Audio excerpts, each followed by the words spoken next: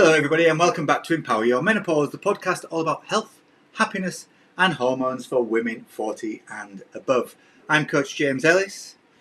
And I'm Coach Juli Medacy. And together we are Fabulous Beyond 40, and we're really glad to have you with us again because today we're going to talk about something that we see loads with our clients. We call it the Superwoman Trap. So you might be thinking, what is this? Have I tuned into like a Marvel or a DC podcast? No, you haven't. But let's see if you recognize yourself in any of the following scenario. So it's midweek, let's say Tuesday for the want of argument. You've been out since early in the morning. You've been bouncing between all your commitments like a human pinball. You've got work stuff, you've got errands.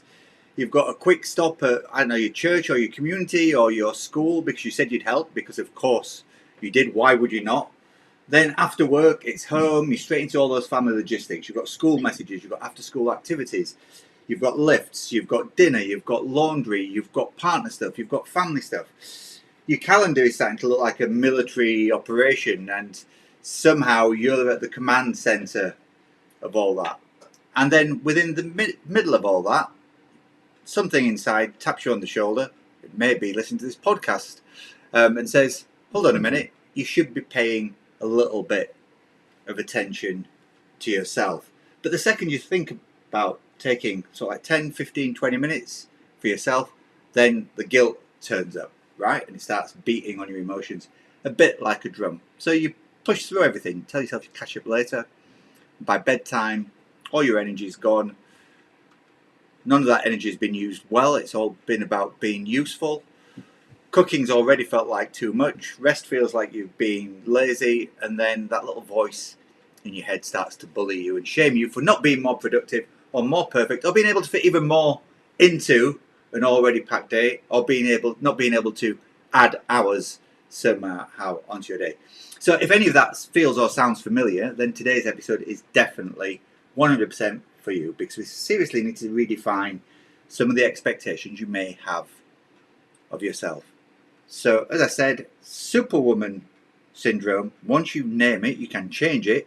But Juli, tell us a little bit more about what this is. Yeah, and I love this because it's so familiar. And what we're calling Superwoman syndrome isn't about donning a cape or standing in your Wonder Woman stance all day long. It's not about a specific ambition you have. This is about your identity. It's about a contract that you have with yourself that so many women have because it bases your worth on your output. So if you feel like you're not measuring up to whoever you see on social media or your neighbor or the woman who looks like she's got it all together, right? That can come into play and hit you pretty hard. And it shows up with your kids, also with caregiving, pressures from work, volunteering, community roles, being that person that everybody relies on, everybody always goes to ask to get things done because you're reliable, right? But here's how it plays out in real life. You're carrying all of this responsibility. It feels relentless. You live in the shoulds, right? I should do this. I should be doing that. I should. And when it comes time to taking time for yourself and your needs, or even actually taking some rest breaks, you start to feel guilty about it. You automatically say yes as a reflex, like no isn't even an option for you. You become the household project manager, no matter how big your household or your extended household is, right? And the issue with this that we really see playing in is eventually you start to feel resentful about it because you think, why can't other people help me? Why do I always have to be the one? Of course, we forget to reach out and ask for help for all this, but we start to feel that resentment. And then we feel guilty about feeling resentful. And we try to make up for it by taking on more for everybody else. So here's a really quick truth bomb for you. You are very capable. We're not saying that you're not, but you can be capable and still be carrying too much. Mm-hmm. And this is a big issue, especially because it spikes in perimenopause, right? We're having more disrupted sleep. We're stressed. We're having difficulty getting restful sleep. And that lowers your tolerance for the stress. It lowers your patience level. We become more reactive. I know myself and other women I've talked to in this phase of life certainly have even had moments of kind of rage where they feel like, oh my gosh, I've become possessed by someone else. Who is this? It's taking over my body. The stress load feels heavier when you're hormonally and neurologically less buffered because the hormone fluctuations affect your brain. So this is important to remember. We're not completely throwing all responsibility away, but there are physiological reasons for this. And of course, when you have brain fog, which is a really common symptom in this phase of life, that mental load costs you a lot more energy than it used to. You used to be able to just push through it. And it's not because your bandwidth disappeared. You just kept, opening new tabs. And you know what happens in the computer when you have like 50 tabs open and you can't figure out where the music is coming from and your computer's running really slowly and you get all lost trying to find your way back to the tab you actually wanted. Our brains become kind of like that and our lives become kind of like that. So James, you want to talk about what's actually driving this? Yeah, sure. I think between us, we've identified three main culprits, right? Number one is obviously the mental load. Women during menopause, perimenopause, and postmenopause tend to have just so much on. Being the household CEO is an incredibly demanding job mentally. So all that planning you have to do, all the anticipating, if I can't do this, what's going to happen then? Remembering things, coordinating things. It's a huge, huge job. Only this morning, Laura and I were talking, and we're going away Laura's got a significant birthday coming up. In June, we're going away for her birthday to Las Vegas. Laura's mum is coming to look after the house. At the same time, we planned a new extension on the house. So we've got workers in. So we're now trying to work out the plans to work around that because we think it'd be unfair to have Laura's mum here staying with her kids. Mum's getting older. She's also got a lot on. At the same time as the house is being ripped to shreds by some builders. And so even things like that, long-term planning, short-term planning, all come in, increase the mental load massively. The second one is our old friend, the P word, perfectionism. Comes up all the time with the people we speak to. It was only the other day that I was talking to a client and she'd not been doing any exercise for ages, and we had a half-hour check-in call and we came up with a plan for to do 2 sessions a week. And we went through all this for 30 minutes. We planned it out, worked out what we would do if something went wrong, when she could move the session around, what she could do, etc., etc., etc. Her last words to me before the call ended was, "Do you think that's enough? Because I don't think it's enough. You started at 0. So doing 2 out of 7 is a great start. Let's work on getting to 5, 6, 7, whatever you think is the perfect number afterwards." So that perfectionism dressed up all the time. And then also, adding to that, using perfectionism as an excuse to dress up, taking on extra responsibilities. If I don't do it, nobody else can do it quite as good. So that idea of, oh, my partner does the laundry, they put the blues in with the whites and everything comes out light blue, or whatever it may be. So it ends up being you, once again, using your perfectionism to hold on to something and making sure that it's you that does it because you don't trust other people to do it for you. And the truth is, if something gets done, this is one of our mantras, if it gets done, it's better than perfect because at least it's been done. And even if it's done imperfectly rather, it's at Yeah. least been done. So that is it. And then the third one, of course, is that fear of disappointing people at work, at home, and friends. And particularly, and many of the people that we see, many of the women that we see, wear this idea of being the reliable one as a badge of honour. And they don't want that badge to be taken away from them and passed on to someone else. So that fear of disappointing people is huge, but it's also rooted a tiny little bit in some ego I tend to find when we speak to clients, in that Yeah. they want to hang on to things. So something to think about here from a reframing point of view. Once again, we are not castigating you in any way for being the strong person on that list. That is amazing.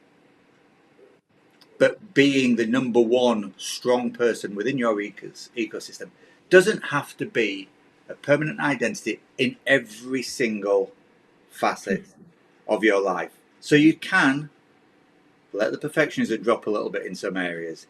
You can let that fear of disappointing people drop off in certain areas. And by doing that, you can decrease that mental load, which was the first one that we talked about. So let's talk about some things, I guess, next, because I think we've pulled apart what the problem is. Let's talk about some solutions, which is hopefully what you're listening for and what you're Yay. here for. Yeah. So let's think about tool number one. We call this a Superwoman audit. It's a mindset challenge. So I'm going to invite you from the following list: work, home stroke admin, kids stroke family, aging parents, social obligations, health and fitness. Pick one of those things and ask yourself, which of those is draining you most this week? What is taking the most away from your energy, whether it be physical or mental energy? And ask yourself, am I doing something within that area that somebody else could do? Or is it something that doesn't actually need doing? So that's question number one. Question number two is, what standard am I trying to maintain? And is it realistic? And then an adjunct to that is, who, in brackets, if anyone, actually benefits from me giving it that much attention? And question number three is, instead of perfection, what would just being good enough look like here? I think it's worth remembering. I always go back to my exam results at school. If somebody had ever said to me,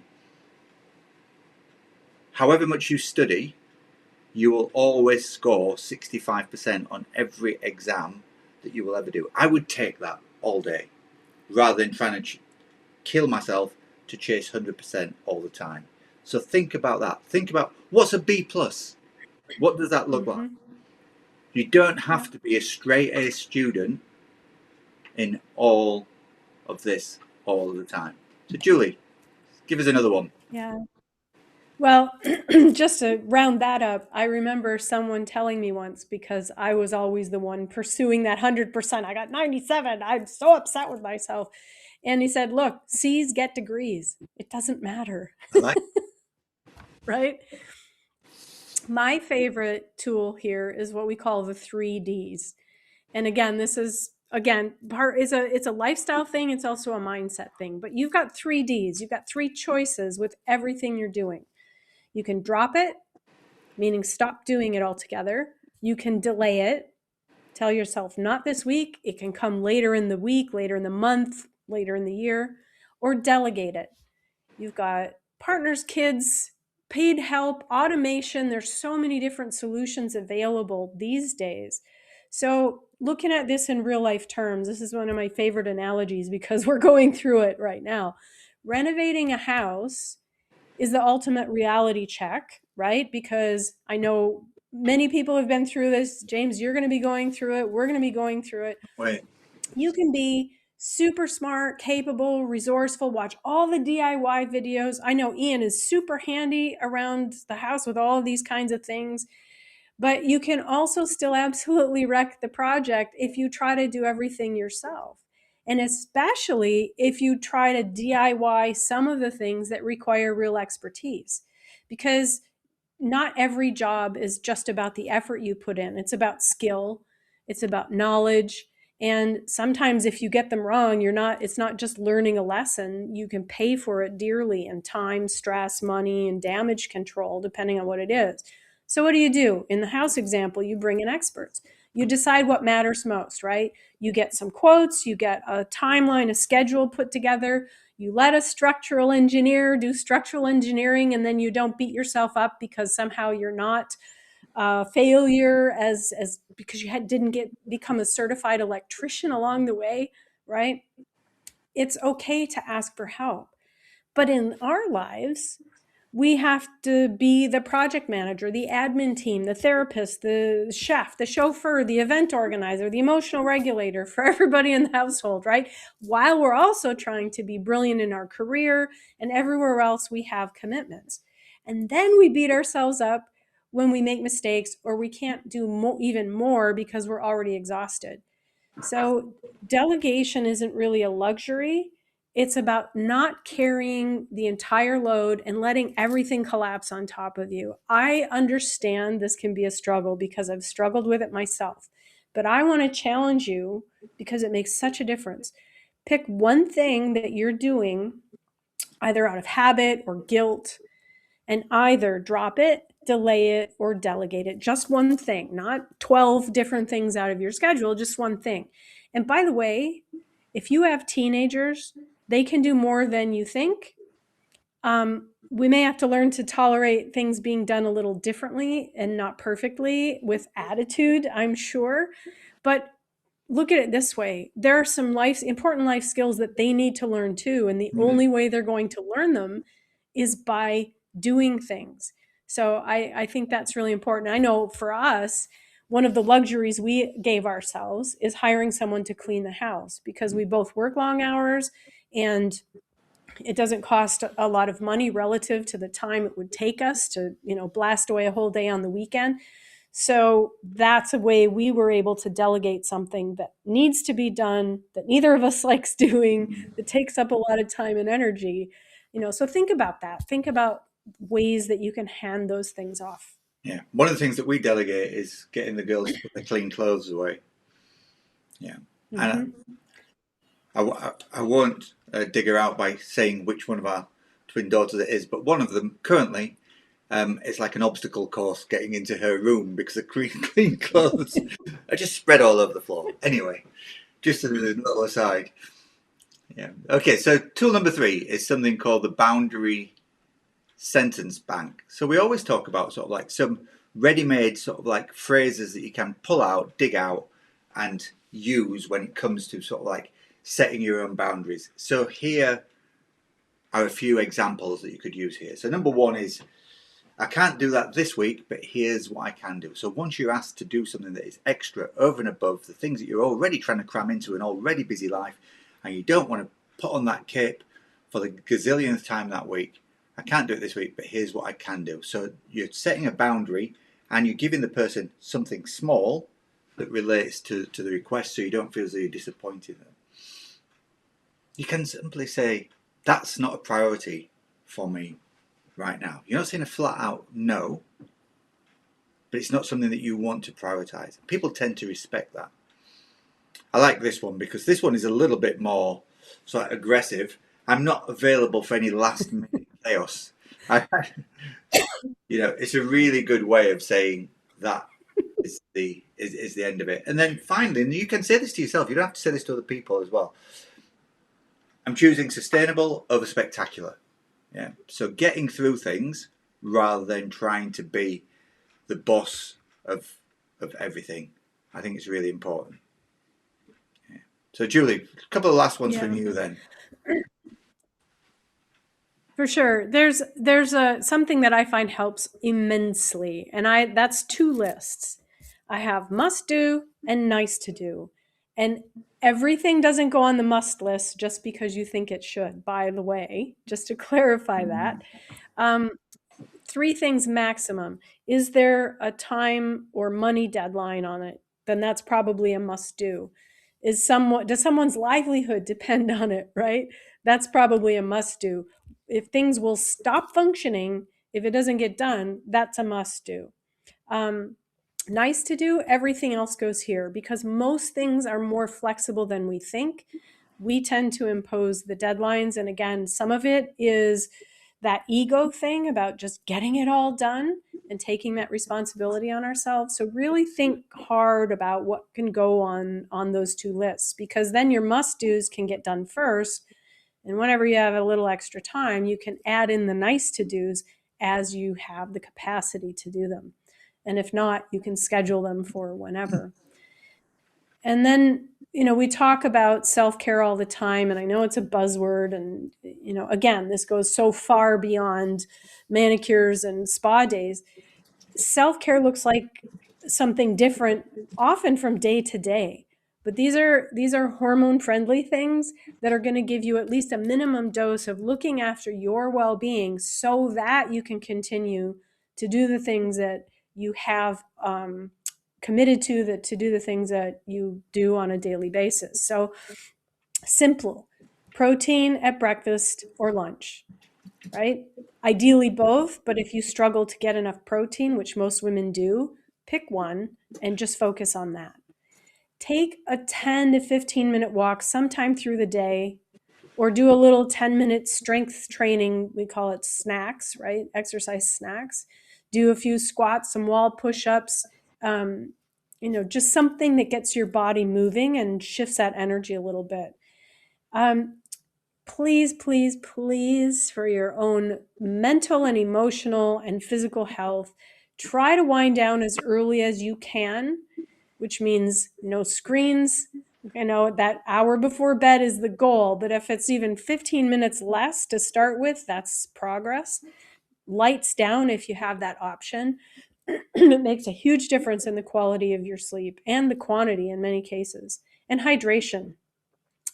Please drink enough water, herbal tea, whatever it is that keeps you hydrated, because a lot of that mental fatigue and muscle fatigue and brain fog can often come because we're dehydrated. We're on the go all the time. We don't think about it. So that's an important one. We're not adding habits to your list. We're just trying to reduce some of the friction, right? Absolutely. So if you're listening to all this and you're thinking, yep, that's me, I recognize some of these things, there's actually nothing wrong with you. You've just overloaded yourself. And you don't need more motivation. You actually need a system to help with that. And one of the things that could help with that is next week we're hosting the Mother of All Menopause Summits. That's February 11th to 13th, 2026. If you listen to this after those dates, sorry, but it's already happened. It's fully virtual. That means that you can follow it online. So there's nothing live to follow. We've built this specifically for busy career or business mums who need realistic shifts and not another to-do list. With a free ticket, you get 48-hour access to each presentation during Summit Week. Now, those presentations are short, sharp, 20, 25 minutes at the most, and each of them gives you something to do. And then we've got some live sessions layered on top of those as well, a little bit more workshoppy. If you want more time, which you think we're just adding further to that to-do list that we've already talked about you reducing, we've got an option for you. It's called the Menopause Momentum Power Pack. This is our VIP level Summit access. You get extras like audio recordings, notes and transcripts, long-term access, and early access if you want to get ahead of the game to the pre-recorded Summit materials. You get a daily, you get a free month in our Club Fabulous Beyond 40, daily workouts, a daily Q&A, and more than £750 worth of amazing bonuses from our speakers who are speaking. So that is free mini courses, free resources, free worksheets, free, we've got a free yoga session in there. There's loads and loads of free stuff that comes with that Menopause Momentum Power Pack. You get that, you get a special offer to it within 30 minutes of registering. So if you want the cheapest deal possible, join that within the first 30 minutes and sign up. So think of the summit as 3 days of calm, clear direction from over 20 experts without needing to rearrange your whole life. Before you panic, you don't need 3 days off to attend, because it's a mix of live and recorded presentations, as we said, so you can watch the ones you connect with the most at your own pace and on your own schedule. So register today at motherofallmenopausesummits.com. It's free, and if you're in a Superwoman tries to argue with that, tell her we said that she can take the day off. So after you've registered, your mission is going to be to choose one thing to do today. Drop, delay, or delegate. Then notice how you feel when you stop trying to be the whole team. Julie. Yes. So thank you for joining us again today. We're excited to see you next time. In the meantime, we're coaches James and Julie from Fabulous Beyond 40, reminding you to stay strong and stay fabulous. We'll see you at the summit.